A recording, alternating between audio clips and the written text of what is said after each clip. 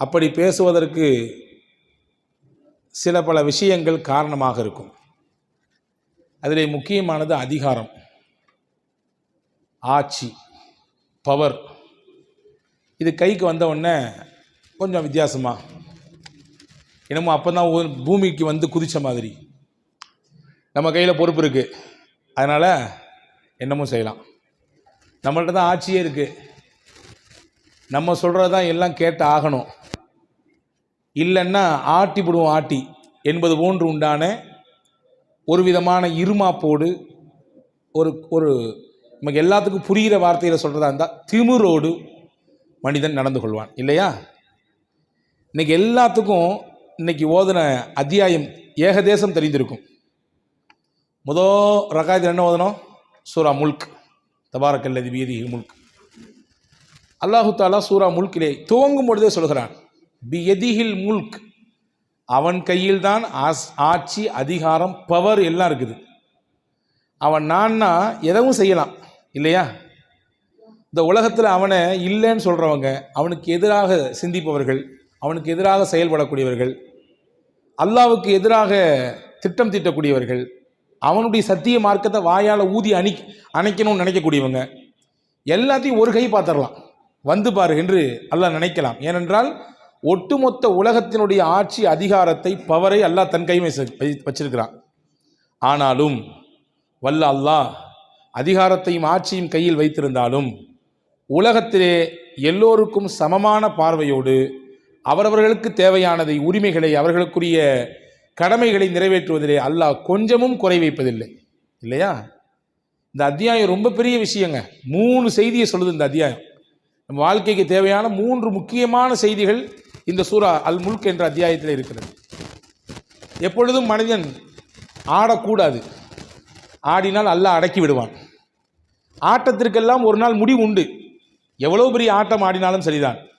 அதிகாரத்தை வைத்தாடு, அல்லது ஆட்சியை வைத்தாடு, அல்லது பொறுப்புகளை வைத்தாடு, அல்லது என்னிடத்துல வேற சில பவர்ஸ் இருக்குது அப்படின்றத வச்சு ஆடுறியா, ஆடிக்கோ. எல்லாத்துக்கும் ஒரு எல்லை உண்டு. ஒரு கோட்டை ஒரு புள்ளியிலிருந்து துவங்கினால் அந்த கோட்டை எங்கே போய் முடியும்? ஒரு புள்ளியில் போய் முடிய தான் செய்யும். முடியாமல் போகாத, கண்டிப்பாக முடிப்பான். அந்த முடிக்கும் நேரத்தில் அல்லாஹ் தன்னுடைய வல்லமை, பவர் என்றதை காமிப்பான். தன்னுடைய பவர் என்னன்றதை அங்கே காமிப்பான். எனவே அன்பு சகோதரர்களே, இந்த ஒரு வார்த்தை உங்களுக்கு போதும். இன்னைக்கு நடக்கக்கூடிய உலகத்தினுடைய நிகழ்ச்சிகளை நீங்கள் இத்தோடு ஒப்பிட்டு பார்த்து கொள்ளலாம். எதையும் நாம் உடைத்து பேச வேண்டிய தேவை இல்லை.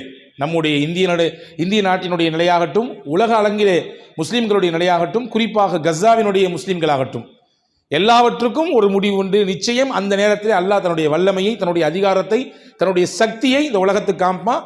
நம்ம என்ன அல்லாஹ்ட துவா செய்யறோம்னா, யா அல்லாஹ் அந்த சக்தியை நீ காமிக்கும் பொழுது அது உலகத்துக்கே ஹிதாயத்தாக இருக்கணும், ஒட்டுமொத்த உலகத்துக்குமே அது ஹிதாயத்தாக இருக்கணும். இப்போ கஸ்ஸாவினுடைய முஸ்லீம்களை பார்த்து எல்லாருமே பரிதாபப்படுறாங்க இல்லையா? உலகத்தினுடைய ஒட்டுமொத்த இன்னைக்கு நம்ம நாடுகளில் தான் போராட்டம் நடக்கலை, வெஸ்டர்ன் கண்ட்ரிலலாம் பயங்கரமான போராட்டம் நடந்துட்டு இருக்குது.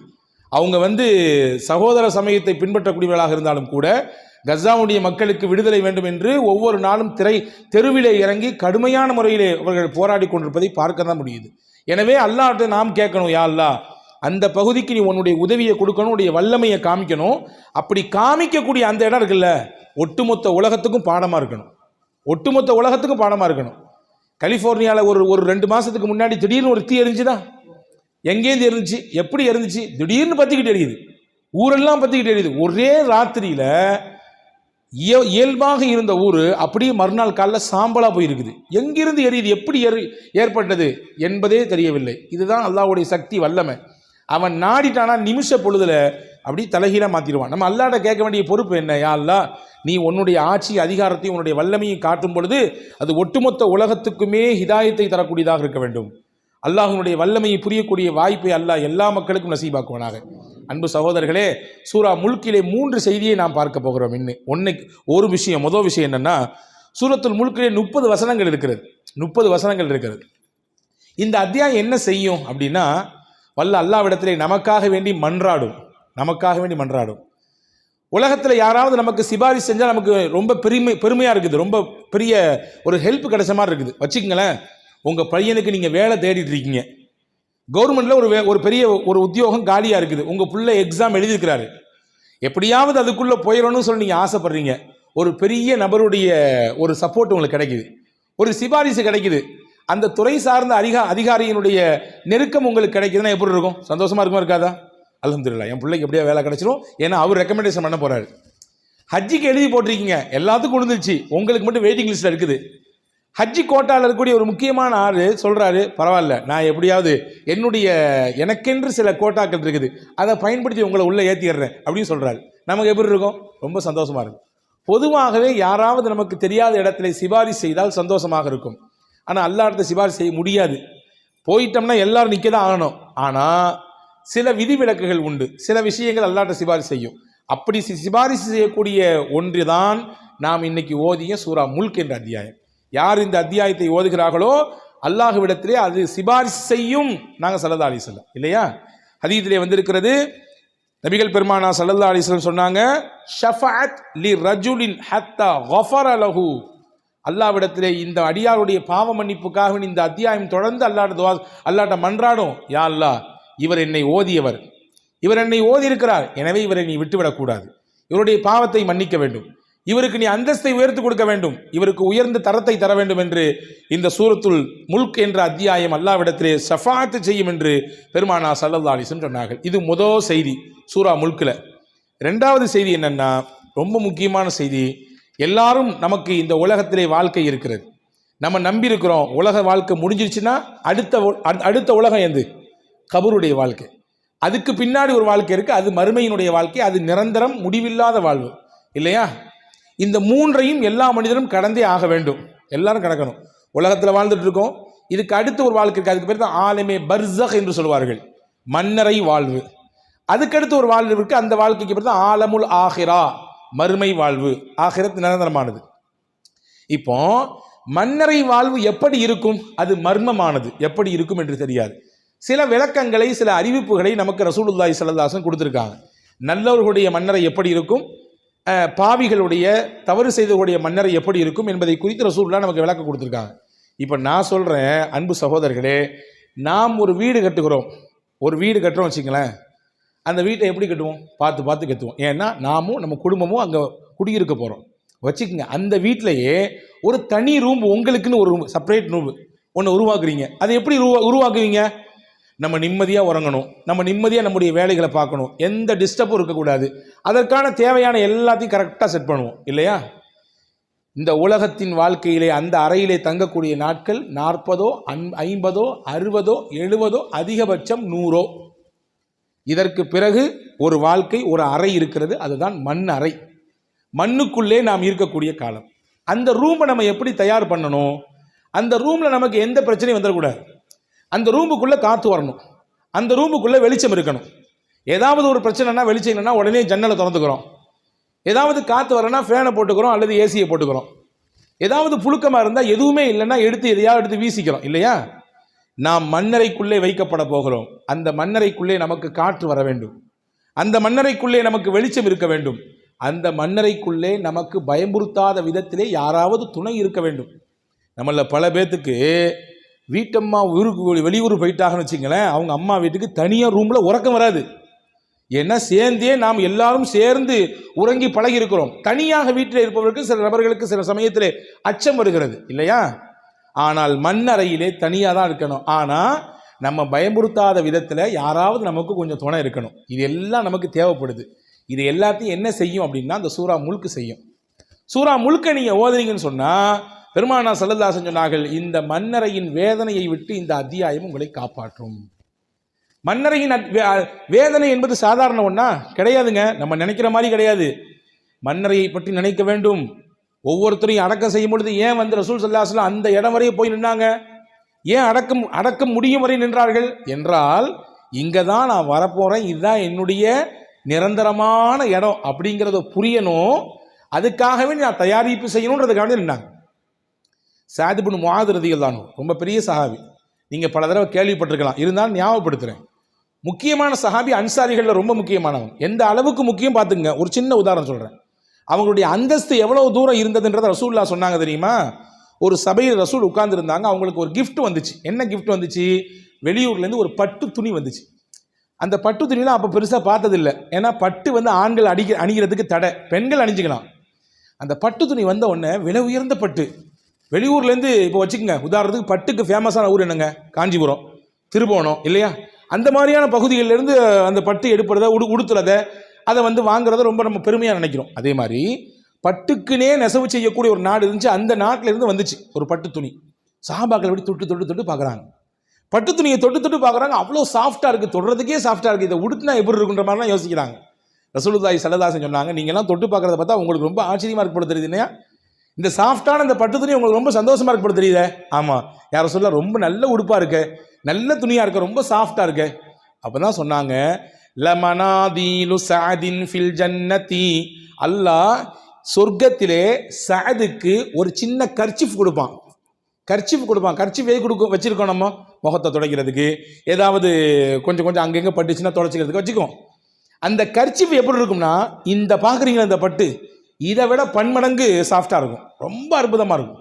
சொர்க்கத்தில் சஅதுக்கு அல்லாஹ் தரக்கூடிய கர்ச்சிஃப் இதை விட பன்மடங்கு பெருசானது, ரொம்ப மிருதுவானதுன்னு ரசூலுல்லாஹ் சொன்னாங்க. முன்னக்குட்டியே சொர்க்கத்துக்கு தகுதியானவர் சஅது என்று ரசூலுல்லாஹ் சொன்னது மட்டும் இல்லை, அந்த சொர்க்கத்தில் சஅத் ரலியல்லாஹுவுக்கு அல்லாஹ் ஒரு விலை உயர்ந்த கர்ச்சிஃபை கொடுப்பான், அதை பற்றி ஸ்லாகித்து பேசினாங்க. அந்த சஅத் ரலியல்லாஹு மௌத்தாயிருக்காங்க, அவங்கள கொண்டு அடக்கம் செய்யப்படுது, எல்லாரும் போனாங்க. இது நீண்ட பெரிய ஹதீஸ். பெருமானார் ஸல்லல்லாஹு அலைஹி வஸல்லம் போனாங்க, அடக்கம் செய்தார்கள். அடக்கம் செய்துவிட்டு ரொம்ப நேரம் அங்கே நின்று துவா செஞ்சுட்டே இருந்தாங்க, கண்கலங்கி துவா செய்தார்கள் தன்னுடைய அன்பு தோழர் சஅத் ரலியல்லாஹுவுக்காக வேண்டி. சஹாபாக்கள்லாம் கொஞ்சம் வித்தியாசமாக பார்த்தாங்க, என்னைக்கும் இல்லாமல் இன்னைக்கு ரொம்ப நேரம் நிற்கிறாங்களே கபருக்கு பக்கத்தில். இன்னைக்கு நிறைய பேருக்கு அலர்ஜியாக இருக்குது, கபருக்கு பக்கத்தில் போய் நின்று கையை தூக்கி துவா செய்ய, அது என்ன பள்ளிவாசல்ல துவா செய்யணும், இங்கே வந்து எப்படியா அப்படிலாம் பேசுறது பார்க்குறோம். ரசூலுல்லாஹ் செஞ்சாங்க சஅத் ரலியல்லாஹுவுக்கு. நபியை விட நமக்கு மிகச்சிறந்த வழிகாட்டி யார்? ரசூலுல்லாஹ் நின்று துவா செய்தார்கள். இப்போ சஹாபாக்கள்லாம் எல்லாம் முடிச்சு வெளியே வந்தோன்னு கேட்டாங்க நபி இடத்துல, யார் ரசூலுல்லாஹ் இன்னைக்கு வித்தியாசமாக நீங்கள் துவா செஞ்சீங்களே, என்ன காரணம்? இப்போ ஸல்லல்லாஹு அலைஹி வஸல்லம் கண் கலங்கி சொன்னார்கள், என் அன்பு தோழர் சஅத் ரலியல்லாஹு அன்ஹு இவருடைய மௌத்துக்காக வேண்டி அல்லாஹ்வின் அரிஷே கொஞ்சம் ஆட்டம் கண்டு விட்டது. தஹ்தஸல் அர்ஷு பி மௌத்தி சஅத் இப்னு முஆத், சஅத் இப்னு முஆதுடைய மரணத்திற்காக வேண்டி அல்லாஹ்வின் அரிஷு குலுங்குச்சு. அப்படி அந்த பதட்டம், அவருடைய மரணத்தை கேட்டு ஷாக் ஆகுறோம்ல. ஐயோ, நைட்டு ஒரு 11 மணிக்கு ஒரு ஃபோன் வருது உங்களுக்கு நெருங்கிய தெரிஞ்சவர் ஒருத்தர், நைட்டு தான் பேசிட்டு வந்துருக்கீங்க, அவர்கிட்ட சந்திச்சுட்டு வந்துருக்கீங்க, 11 மணிக்கு நீங்கள் பார்த்து பேசிட்டு வந்து 1 hour தான் ஆகுது, திடீர்னு காலிங், என்னங்க உங்கள் நண்பர் மௌத்தாயிட்டாருங்க. அப்படி ஷாக், அப்படி அதிர்ந்து போயிடுறோம். ஒரு விதமான அதிர்ச்சி வருதா இல்லையா? இதை மாதிரி அதிர்ச்சி யாருக்கு கிடைச்சது? நமக்கு இல்லை. சஅத் ரலியல்லாஹுடைய மௌத்துக்கு அல்லாஹ்வுடைய அரிசி ஆடிச்சு, அரிசி அப்படி குலுங்குச்சு. அந்த அரிசியை குலுக்க வைத்த சஅதின் மரணம், அவரை கொண்டு நல்லடக்கம் செய்தவுடன் அந்த கபரு கொஞ்சம் ஒரு சின்ன நெருக்குச்சு, அவரை ஒரு சின்ன நெருக்குச்சு. நான் நின்ன துவா செஞ்சேன், அவருக்காக வேண்டி பிழை பொறுக்க தேடினேன், அவருடைய கபரு வாழ்க்கை வெளிச்சமாகவும் விசாலமாகவும் அல்லாஹ்விடத்தில் துவா செஞ்சேன். அல்லாஹ் என் துவாவின் பரக்கத்தினாலே அந்த விசாலத்தை ஏற்படுத்தி கொடுத்தான். நான் சஅத் ரலியல்லாஹுவிற்கே மன்னரை பதம் பார்த்ததென்றால் நீங்களும் நானும் எம்மாத்திரம்? அந்த மன்னரை நமக்கு மனவரையாக ஆக வேண்டாமா? அந்த மன்னரையின் வேதனையிலிருந்து நம்மை நாம் பாதுகாத்துக் கொள்ள வேண்டாமா? பாதுகாக்க வேண்டும் என்று விரும்பினால் ஒவ்வொரு நாளும் சூரா முல்க் ஓதுங்கள், ஒவ்வொரு நாளும் ஓதுங்கள். பெருமானார் ஸல்லல்லாஹு அலைஹி வஸல்லம் சொன்னார்கள், கபரின் வேதனையிலிருந்து சூரா முல்க் உங்களை காப்பாற்றும். எந்த அளவுக்கு ரசூல் ஸல்லல்லாஹு அலைஹி வஸல்லம் சொன்னாங்கன்னா, சஹாபாக்கள் சொல்றாங்க, நாங்க சூரா முல்க்குக்கு ஒரு பேர் வச்சிருந்தோம், அல் மானிஆ. மானிஆ என்றால் மன்னரையின் வேதனையை தடுக்கக்கூடிய தடுப்பு அணை. அவர் சூரா முல்க் இருக்குதே, அது தடுக்கக்கூடிய தடுப்பு அணை. ஆர்ப்பரித்து வரக்கூடிய வெள்ளத்தை என்ன தடுக்குது? கேட் தடுக்குதா இல்லையா? கேட் தடுத்து நிப்பாட்டுது. அதே மாதிரி ஆர்ப்பரித்து வரக்கூடிய வேதனையை இந்த சூரா முல்கை நீங்க ஓதுற வழக்கம் இருந்துச்சுன்னா தடுத்து அப்படி நிப்பாட்டிடும் ரசூல் ஸல்லல்லாஹு அலைஹி வஸல்லம் சொன்னாங்க. இது 2வது. 3வது ஸல்லல்லாஹு அலைஹி வஸல்லம் ஹதீஸை பார்க்கிறோம். சூரா முல்க் எப்பொழுதுமே ராத்திரி ஓதாம தூங்க மாட்டாங்க. ராத்திரிக்கு முன்னாடி, தூங்குறதுக்கு முன்னாடி பெருமானார் ஸல்லல்லாஹு அலைஹி வஸல்லம் சூரா முல்க் ஓதுவார்கள். அண்ணன் நபி ஸல்லல்லாஹு அலைஹி வஸல்லம் கான லா யனாமு ஹத்தா யக்ரா அலிஃப் லாம் மீம் தன்சீல் வ தபாரக்கல்லதி பியதிஹி. 2 சூரா ஓதுவாங்க ராத்திரிக்கு முன்னாடி. ஒன்று அலிஃப் லாம் மீம் தன்சீல், அப்படின்னா வெள்ளிக்கிழமை காலையில் ஓதுறோம்ல அலிஃப் லாம் மீம் சஜிதா சூரா, அதையும் ராத்திரி ஓதுவாங்களாமா. அதே மாதிரி நைட்டு தூங்குறதுக்கு முன்னாடி சூரா முல்கையும் ஓதுவாங்க. ரசூலுல்லாஹ் சொன்னாங்க, மன் கரஅ பிஹா ஃபீ குல்லி லைலா, எவர் ஒருவர் ஒவ்வொரு நாள் ராத்திரியும் இந்த சூரா முல்கை ஓதுகிறாரோ ஃபக்கத் அக்ஸர வ அதாப, அவர் ரொம்ப பெரிய அமலை செய்து விட்டார். அது மட்டுமல்ல, அவருடைய வாழ்க்கைக்கு மகிழ்ச்சிகரமான விஷயத்தை சேகரிப்பு செய்து விட்டார். யார் ஒருவர் தினசரி ஓதுகிறாரோ இந்த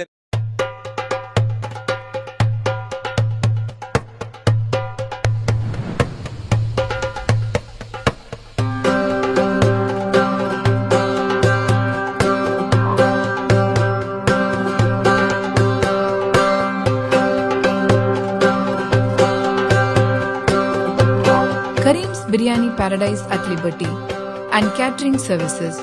கோடம்பாக்கத்தின் அறுசுவை அடையாளம்.